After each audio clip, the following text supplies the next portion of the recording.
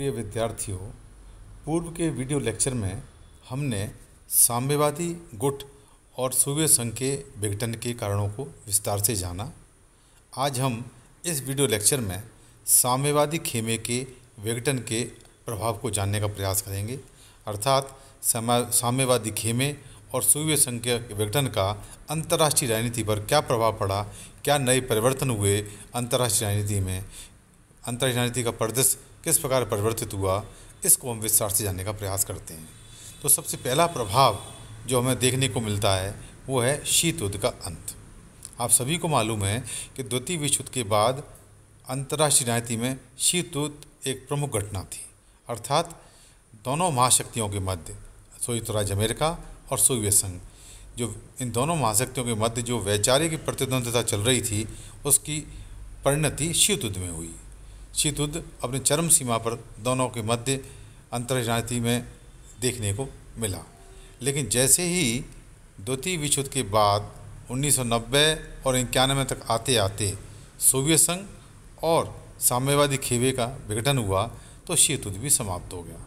Soviet संघ तथा साम्यवादी खेमे के विघटन के साथ ही इसका परिणाम शीत युद्ध के अंत में देखने को मिलता है, क्योंकि अब विश्व में एकमात्र महाशक्ति अमेरिका ही रह गई।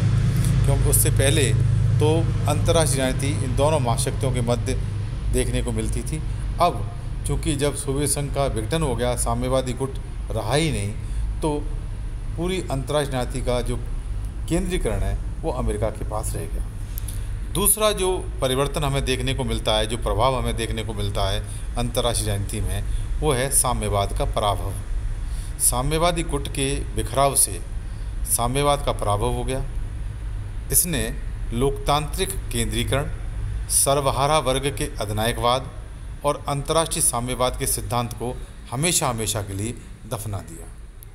तीसरा जो प्रभाव अंतर्राष्ट्रीय राजनीति में देखने को मिलता है वो है रूस की भूमिका में परिवर्तन। रूस अर्थात पूर्व सोवियत संघ की महाशक्ति का स्तर अब समाप्त हो गया। इसने रूस की बीमार तथा जर्जर होती अर्थव्यवस्था को पूरे विश्व के सामने उजागर कर दिया। तो ये प्रभाव भी हमें देखने को मिलता है। चौथा जो प्रभाव हमें देखने को मिलता है वो है एक ध्रुवीय विश्व व्यवस्था का उदय। अब इसके कारण शीत युद्धकालीन द्विध्रुवीय विश्व व्यवस्था के स्थान पर एक ध्रुवीय विश्व व्यवस्था का उदय हुआ, जिसका नेतृत्व अमेरिका के हाथों में आ गया। अगला प्रभाव जो काफ़ी दृष्टिगत हुआ वो था विश्व अर्थव्यवस्था पर प्रभाव। साम्यवादी खेमे के विघटन के प्रभाव स्वरूप अब अर्थव्यवस्था के समाजवादी मॉडल, सोशलिस्ट मॉडल या कम्युनिस्ट मॉडल, इसके स्थान पर पूंजीवादी मॉडल, कैपिटलिस्ट मॉडल को सर्वव्यापी मान्यता प्राप्त हो गई।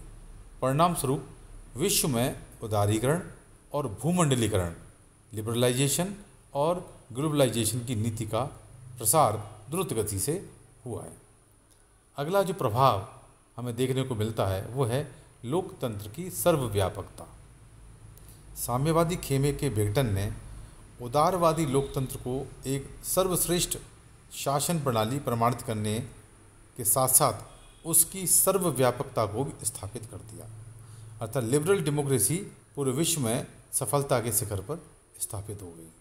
और अंतिम जो प्रभाव हमें देखने को मिलता है वो है नए नए खतरे उत्पन्न हुए, जिसमें मुख्य रूप से सोवियत संघ के विघटन से इस्लामिक कट्टरवाद और परमाणु तकनीक के प्रसार और व्यापार युद्ध के खतरों को हम रेखांकित कर सकते हैं।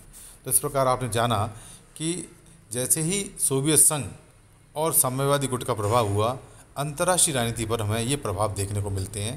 पहला शीत युद्ध का अंत, दूसरा साम्यवाद का पराभव, तीसरा रूस की भूमिका में परिवर्तन, चौथा एक ध्रुवीय विश्व व्यवस्था का उदय, पाँचवा विश्व अर्थव्यवस्था पर प्रभाव और छठवां लोकतंत्र की सर्वव्यापकता और सातवां नए नए खतरे, चाहे वो इस्लामिक कट्टरवाद हो, चाहे वो परमाणु तकनीक का प्रसार हो, चाहे वो व्यापार युद्ध हो। ये सारी बातें अंतर्राष्ट्रीय राजनीति में हमें विशेष रूप से साम्यवादी खेमे और सोवियत संघ के विघटन के बाद देखने को मिलती हैं। आशा है आपको साम्यवादी खेमे के विघटन के अंतर्राष्ट्रीय प्रभाव स्पष्ट हुए होंगे। धन्यवाद।